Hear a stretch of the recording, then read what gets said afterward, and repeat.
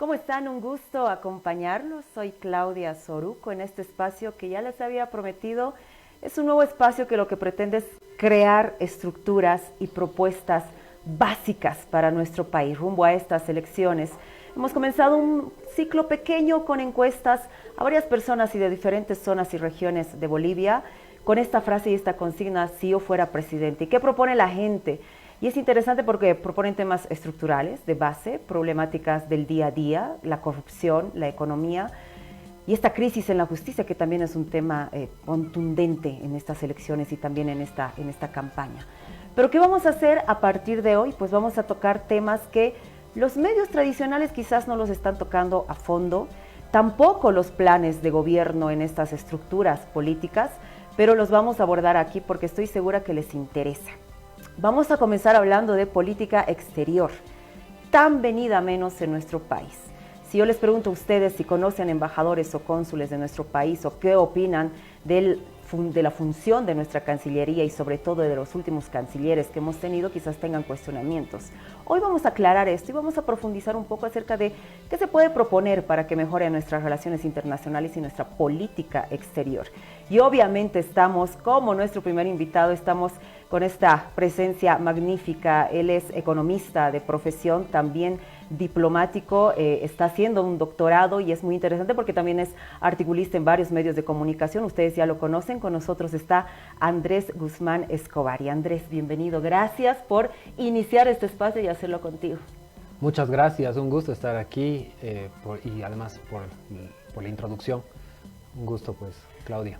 Bueno, Andrés, la política exterior en Bolivia ha sido crítica. Muchas veces las personas que caminamos frecuentemente en las calles y escuchamos, hay mucha definición de que Bolivia se ha aislado mucho del mundo, pero también hay que hablar un poco de cuál es nuestro servicio en el exterior. ¿Cómo está la política exterior de Bolivia, Andrés? Bueno, bien lo decías, muy venida menos. Hay efectivamente un aislamiento, pero no un aislamiento completo, sino un aislamiento de un bloque de países, que son básicamente los países occidentales, con los cuales nos hemos peleado, ¿no? Hemos adoptado una política o una ideología antiimperialista que obviamente nos ha distanciado de Estados Unidos, la primera potencia del mundo, también de la Unión Europea, también por los conflictos del 2019. Y eso ha hecho que obviamente no haya interés de realizar inversiones, de desarrollar proyectos de cooperación con estos países, ¿no? Obviamente con el otro bloque vienen a ser los BRICS. Ahí sí tenemos mejores relaciones, pero son países que están más lejos. Estoy hablando principalmente de China, de Rusia, de la India, que están al otro lado del mundo y obviamente es más difícil establecer relaciones muy fluidas y cercanas con países que están tan distantes. A pesar de que el mundo está más interconectado, a pesar de la tecnología, sigue siendo difícil viajar, llegar de un lado al otro. Y Bolivia efectivamente se encuentra en una situación en la que podría explotar mucho más sus relaciones internacionales si adoptara una política de neutralidad, si se quiere, o de mayor equidistancia con los dos bloques. Yo no digo alinearse al otro o cambiar radicalmente, sino más bien mantener buenas relaciones con ambos porque es lo que más nos conviene. Es decir, lo que hay que hacer es actuar en función de nuestros intereses nacionales y no en función de la ideología del gobierno, que es lo que se ha hecho, ¿no? Entonces, hay muchas cosas que trabajar. Se puede definitivamente recomponer las cosas, naturalmente que sí, pero hay que hacer un trabajo diplomático y hay que tener gente idónea, ¿no?, para manejar estas cosas que son muy complejas. Hay varios temas, aspectos que se manejan, protocolos dentro de la diplomacia, que hay que conocerlos para poder interactuar correctamente en ese ámbito, ¿no? Y la improvisación, que ha sido lo que ha primado, si se quiere, en estos últimos años, ha sido lo que nos ha alejado también en otros ámbitos, no solo con los occidentales, sino también incluso en el ámbito regional, de oportunidades de negocio, de inversiones que podrían haber llegado a Bolivia y que no se han podido aprovechar por esa idea, ¿no?, de que tenemos que estar representados por una cara indígena, por ejemplo, cuando esa cara indígena no tiene nociones suficientes. Está bien que sea indígena, ¿no? Yo no tengo ningún problema, pero lo importante es que sepa, ¿no? Y ahí está la falencia. Ahora, vamos a hablar un poco más adelante sobre este tema de cuánto hemos perdido en temas comerciales, obviamente en temas económicos, pero muy ligados a la ideologización que se ha tenido, ¿no?, en la política exterior. Pero mucho hablamos y capaz mucho cuestionamos estos últimos 20 años.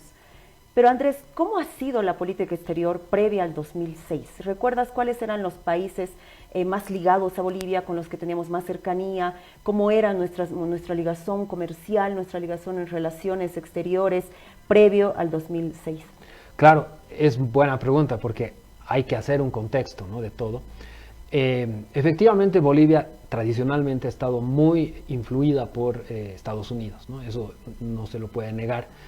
Teníamos, sin embargo, una relación más amigable con los otros países, con en ese momento los adversarios de Estados Unidos, a pesar de que antes del 2006 y ya durante los 90 era el momento unipolar, ¿no? Era el momento en el que Estados Unidos dominaba el mundo sin contestatarios, básicamente, y la globalización avanzaba. Y la integración de los países también se hacía cada vez más fuerte, ¿no? Ahí es donde se creó una interdependencia muy fuerte en lo económico. Y Bolivia participaba, trataba de integrarse, era un actor, si bien obviamente no muy influyente, que acataba las reglas y estaba, ¿no?, dentro de los parámetros de lo que se esperaba desde Washington, podríamos decirlo. Pero era la tendencia, era el momento, ¿no? Era lo que había que hacer, porque ir en contracorriente, cuando no tienes el poder suficiente como para hacerle frente, te termina aislando y te termina perjudicando, ¿no? Porque un país como Bolivia, que obviamente es un país no muy poderoso, no puede definir políticas, no puede establecer las reglas del orden internacional, y en ese sentido tiene que actuar lo más inteligentemente posible, y eso es tratando, ¿no?, de atraer inversiones, tratando de hacer negocios, y ahí ya respondo a tu pregunta, ¿cómo estábamos integrados? Habíamos firmado en los 90 un acuerdo, el AC-36 con el Mercosur, habíamos firmado otro acuerdo con Chile, con México, con Cuba, y esos eran los acuerdos bilaterales que daban sustento a nuestras relaciones comerciales y naturalmente, sobre todo, con la CAN, ¿no?, que la Comunidad Andina, que es el espacio donde Bolivia ha privilegiado sus relaciones, su política de integración.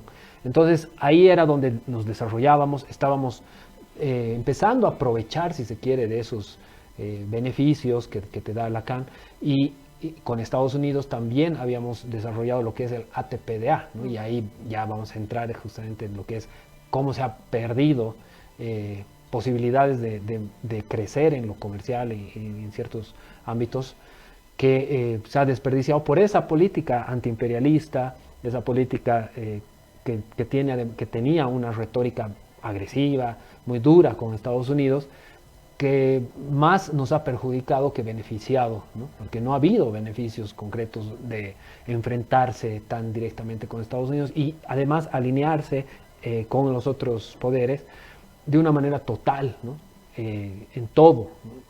Es decir, todas nuestras acciones de política exterior se han enmarcado en esa lógica, ¿no? En esa lógica de enfrentarse con Estados Unidos y criticar todo lo que hace.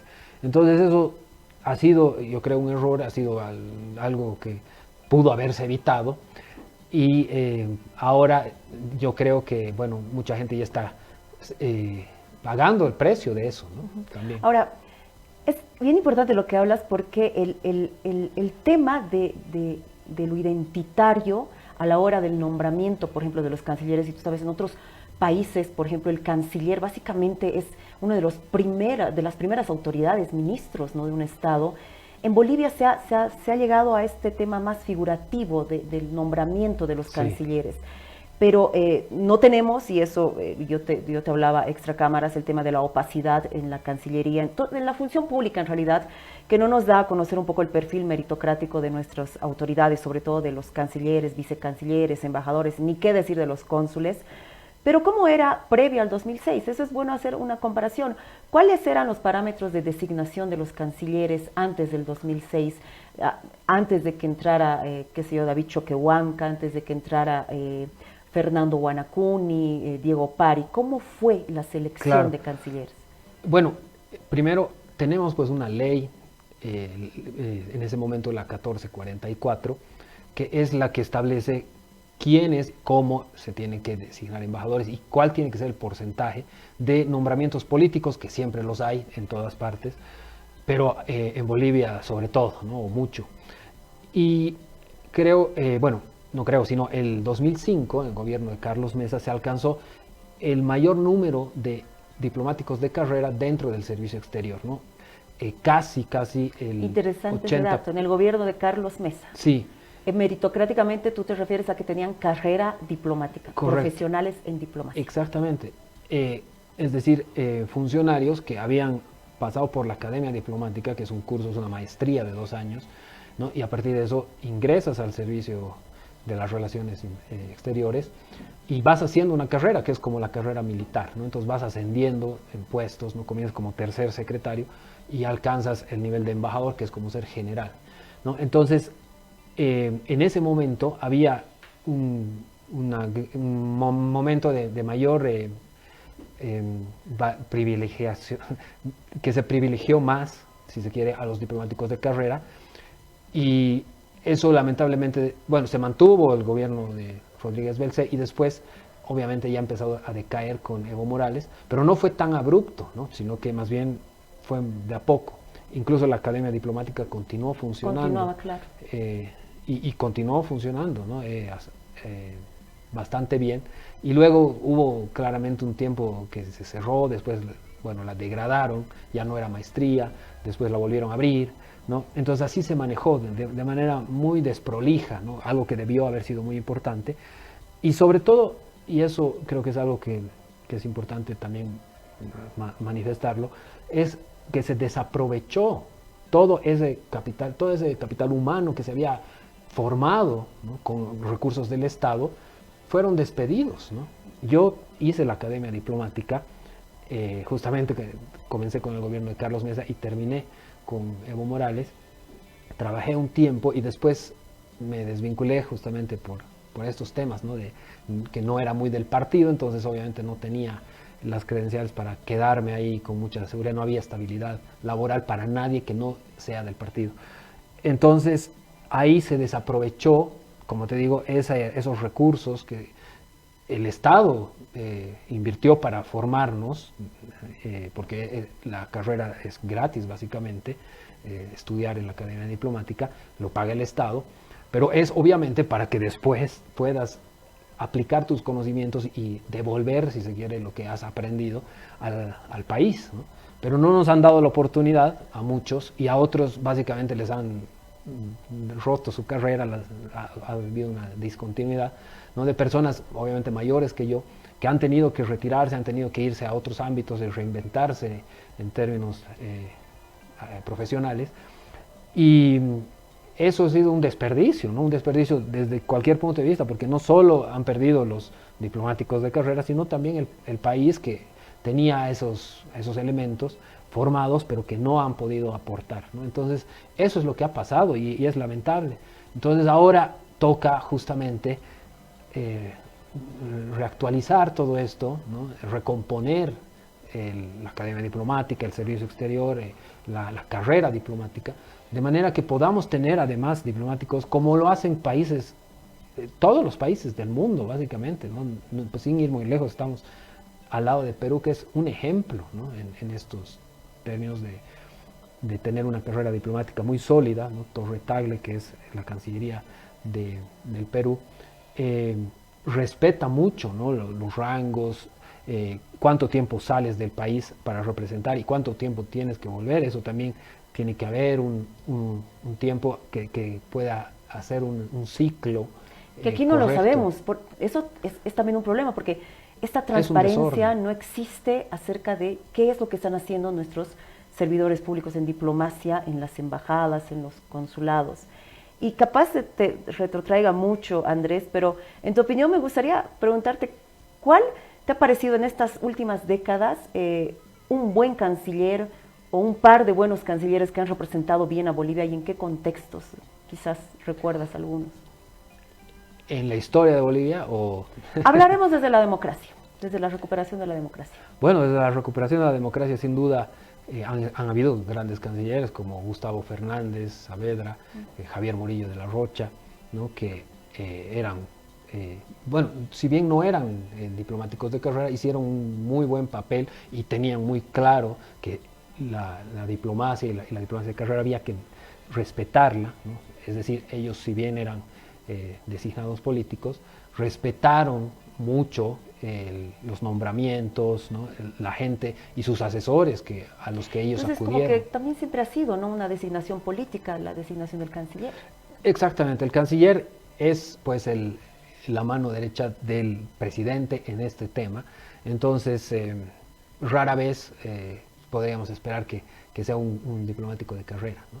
Pero han habido grandes diplomáticos que han estado ahí muy cerca, por lo menos asesorando, estando muy cerca del poder, ¿no?, si se quiere, pero claramente hay un componente político que es inevitable, ¿no? Y los diplomáticos de carrera lo sabemos, ¿no? Es decir, uno tiene como diplomático que entender, ¿no?, que el poder político va a tener una línea, pero uno como diplomático de carrera tiene que asesorar al político y hacer que sus decisiones se enmarquen dentro de los intereses nacionales del país, ¿no? Es decir, que no todo sea ideología, que no todo sea intereses políticos, sino que más bien haya un componente al menos mayoritario de esas decisiones en lo que tiene que ver con los intereses del país, ¿no? Y esa es la labor del diplomático, ¿no? El asesorar a las decisiones políticas y hacer una sinergia o una compatibilización de ambas cosas.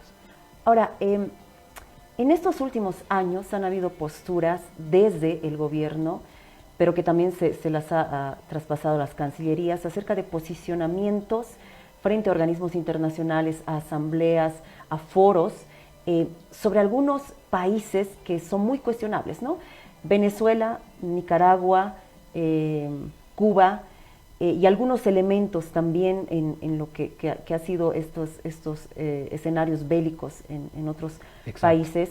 ¿Eso tú crees que también ha sido un retroceso en estos últimos años? Porque en estos años también se han dado proyectos de magnitud que tienen que ver con países de la región de los cuales hemos quedado excluidos. ¿Ha afectado esto ir frente a esta vocería con nuestros cancilleres, a estos foros, a estas asambleas, organismos internacionales, con una posición que obviamente es contraria incluso a la gran parte de los países en estos eventos, en estos elementos sobre todo, y en algunos países que en este momento son autoritarios, dictatoriales y están Exacto. sometiendo a su población?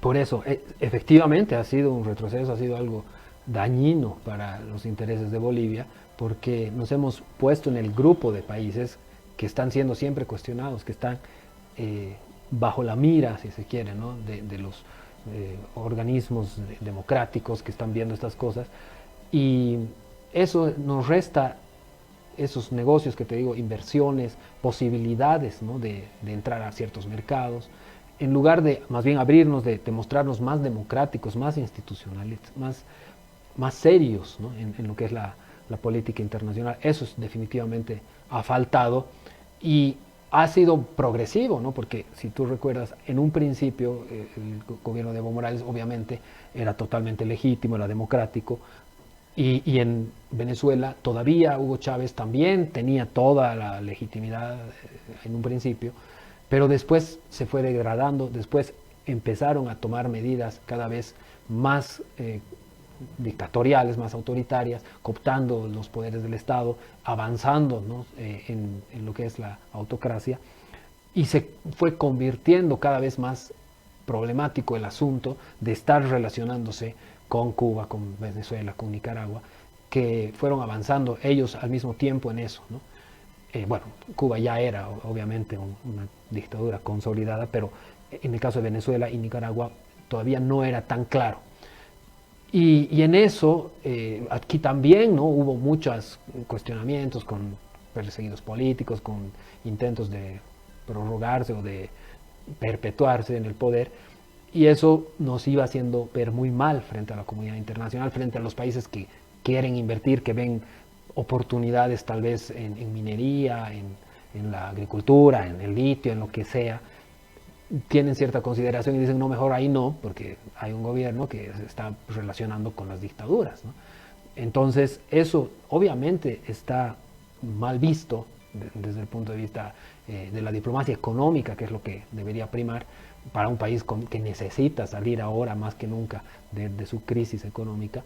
Y por tanto es tan importante, ¿no?, replantear, distanciarse de esos gobiernos que no nos traen nada bueno, que nos hacen ver en el lado malo, digamos, del barrio, y tener una política también muy inteligente frente a otros países que efectivamente también tienen sus cuestionamientos, pero no vamos a por eso romper con China, por ejemplo. Es imposible pensar en eso ahorita. Es una potencia, la segunda economía más grande del mundo, y por tanto hay que manejar las cosas inteligentemente, ¿no? En todo, tomar decisiones en función del pragmatismo y no en función de la ideología. Ahora, Andrés, yendo a este elemento de las elecciones y las campañas, los programas de gobierno de muchos partidos políticos sí están tocando el tema, pero no lo están profundizando como una problemática real que tenemos, porque la política exterior es fundamental. Y a la hora de elegir también, si bien estamos hablando de elección de cancilleres vía política, la meritocracia a la hora de elegir embajadores, cónsules y vicecónsules debería ser la prioridad. ¿Tú cuál sería como que el parámetro que encaminarías o sugerirías que se encamine a partir del siguiente gobierno para restablecer, reponer o profundizar relaciones? Porque hay muchos que dicen que se han roto relaciones con algunos países. No es que se hayan roto, es que no se están profundizando algunas relaciones, ¿no? No es de que se haya eliminado por completo las relaciones. Entonces, ¿cómo debería ser, cómo debería encaminarse la política exterior? Primero, iniciando con un plan específico de diplomacia, de política exterior, que involucre a la mejor gente, sí, comenzando por un canciller. ¿Cómo quieres que sea? La política tiene que, obviamente, estar enfocada en cómo va a estar conformada la Cancillería, el Servicio de Relaciones Exteriores, tanto en el nivel central, la Cancillería, como en el Servicio Exterior, en todas nuestras embajadas y consulados. Y para eso hay una ley, ¿no? Entonces lo que hay que hacer es cumplir esa ley, porque no se cumple en muchos aspectos, ¿no? Y es más, ha salido una resolución constitucional recientemente que dice que no hay carrera diplomática, y la canciller actual ha dicho que todos los funcionarios de la Cancillería son de libre remoción, es decir, que los puedes despedir ya nomás ahorita, ¿no? Y eso es una barbaridad, porque no hay estabilidad para estos funcionarios que nos están representando, están cumpliendo labores que son importantes para el país. Y hay, como en otros países, se manejan porcentajes, ¿no?, de cuántos funcionarios son políticos y cuántos diplomáticos, ¿no? Y lo óptimo es por lo menos 60% de diplomáticos y 40% de políticos. En el gobierno de Mesa, te decía, era casi 80-20, ¿no? Diplomáticos 80 y 20, solamente 20 de políticos, lo cual obviamente era un índice altísimo que reflejaba una altísima institucionalidad y un respeto a la carrera diplomática. Entonces, a eso es a lo que tenemos que apuntar. Ahorita creo que solo hay un embajador de carrera y unos 3 o 4 funcionarios desde los cerca de 500 funcionarios que hay en la Cancillería, ¿no? Entonces es bajísimo, no llega ni al 5% los diplomáticos de carrera ahorita, y eso es lo que hay que subir, ¿no? Como te digo, bueno, comenzar, obviamente es casi imposible pensar en un 60-40, pero que sea tal vez 50-50, ¿no? Al menos ya sería una gran señal, ya sería un avance muy importante. Y creo que con un cambio de gobierno, una nueva lógica, incluso se puede pensar en algo ya más ambicioso, ¿no? Esa es la forma de entenderlo, ¿no? Claro, estoy hablando tal vez muy simplificadamente porque hay más detalle en todo esto en cuanto a los rangos, el escalafón diplomático que se tiene que respetar, la asociación de egresados de la Academia Diplomática, que justamente ahora se está reactivando, ¿no? Yo soy parte de la directiva, y ahí está la institucionalidad, ahí está de dónde se pueden recabar o, bueno, extraer a los elementos que pueden contribuir, ¿no? Es como la cantera de un equipo de fútbol, donde ahí están los que pueden ayudar. Y hay varios también jóvenes diplomáticos que han estado estudiando en estos últimos años, porque como te decía, la carrera o la academia diplomática no se ha cerrado del todo, ha seguido trabajando, pero bueno, con ciertas dificultades. Y ahí hay obviamente gente también muy valiosa, ¿no? También conozco algunos que son jóvenes muy inteligentes, muy metidos, muy atentos y hacen el seguimiento a todas estas políticas que se están dando en el mundo, ¿no? Porque creo que otro de los grandes desafíos que va a tener el próximo gobierno es entender la geopolítica, el cambio del orden internacional que estamos viviendo actualmente. Que absolutamente. Y en eso, querido Andrés, yo creo que por lo menos nos va a tomar unos 20 años realmente ganar esta institucionalidad en el país, en el servicio exterior, por lo menos.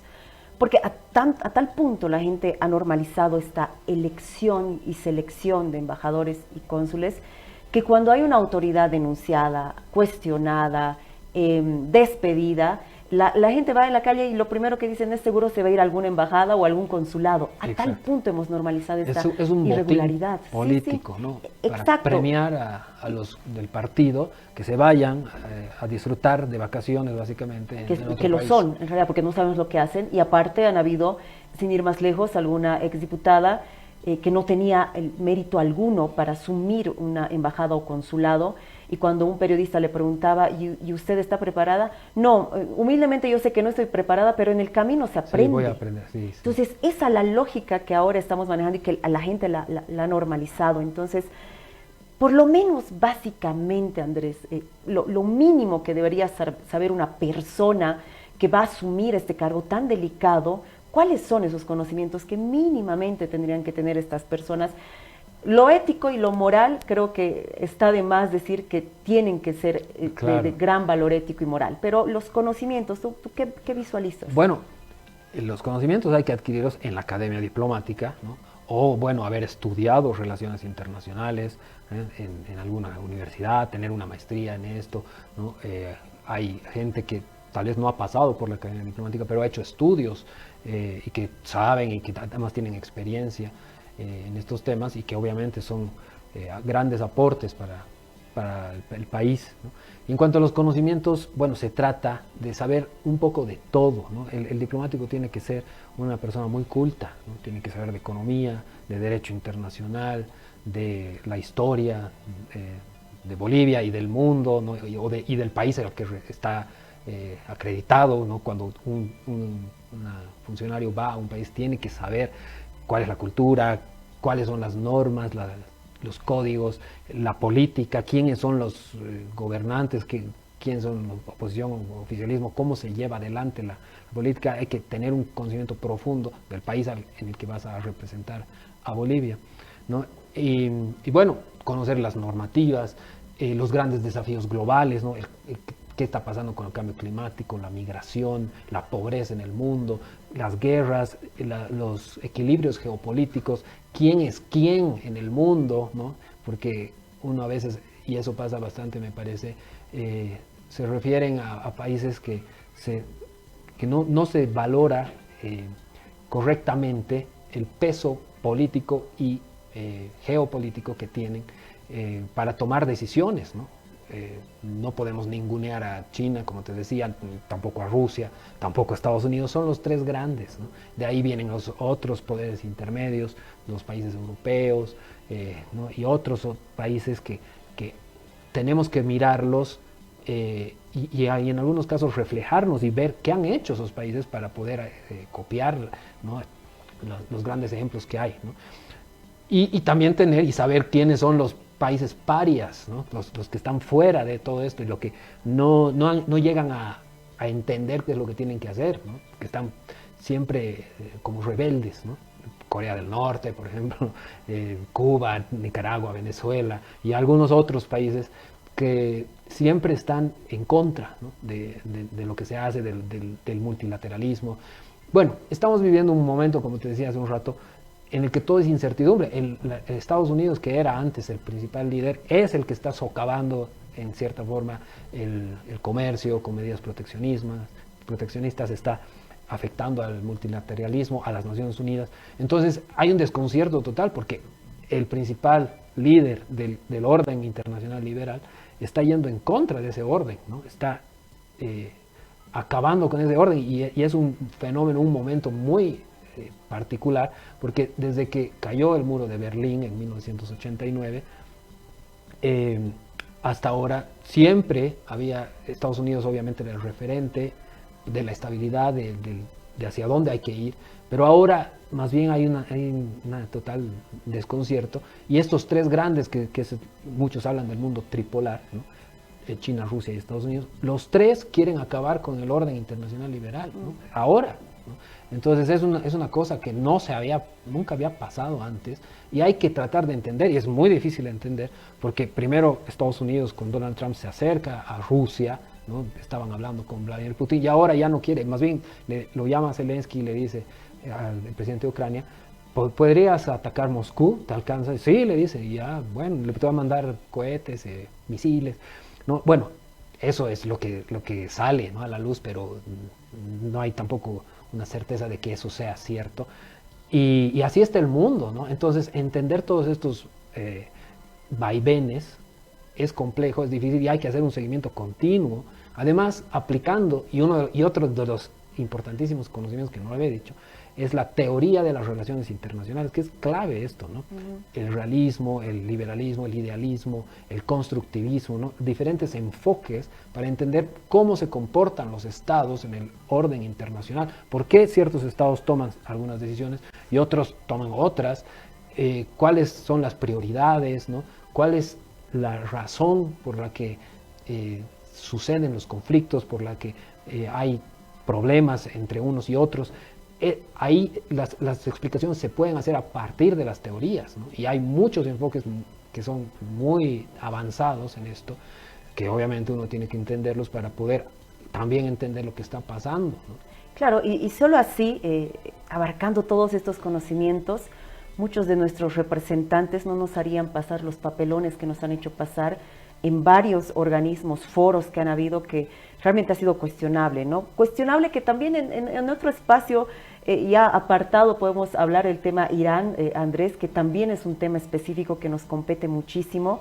Ya para cerrar, Andrés, yendo ya en la dinámica de las elecciones, de los planes de gobierno y de un futuro nuevo gobierno, da para pensar que va a ser otra línea, y dejando de lado lo ideológico en la nueva elección y selección de estas representaciones en el exterior, ¿tú con qué países, sobre todo vecinos, consideras que se deben afianzar las relaciones a partir ya no más de este año, en cuanto ya se delibere un nuevo gobierno en este país?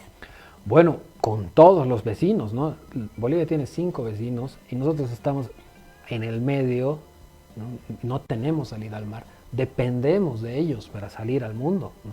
Entonces, antes, ¿seguimos en el tema del mar, en la política exterior? ¿Mantenemos todavía claro esto que como sí, una línea? pero obviamente la política de reintegración marítima es algo que no se puede abandonar simplemente porque hayamos tenido una derrota en la Corte Internacional de Justicia.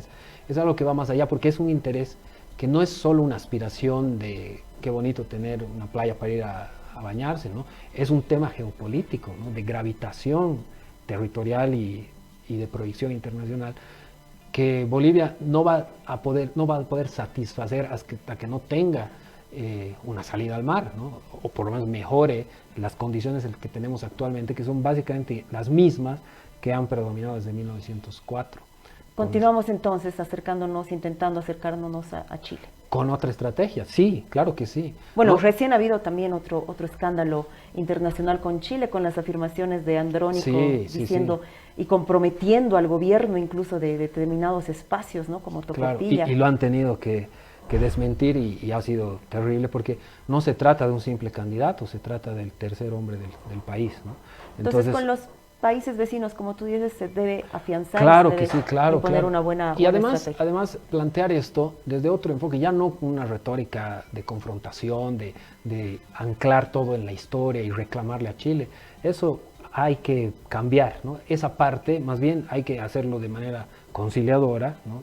planteando soluciones que le beneficien a Chile, que ellos vean que realmente hay beneficios justamente para ellos y también eventualmente para el Perú, que es el tercer involucrado en este tema, ¿no? Por el protocolo complementario al Tratado de 1929, en el que dice que el Perú tiene que dar su previo acuerdo a cualquier cesión de territorios.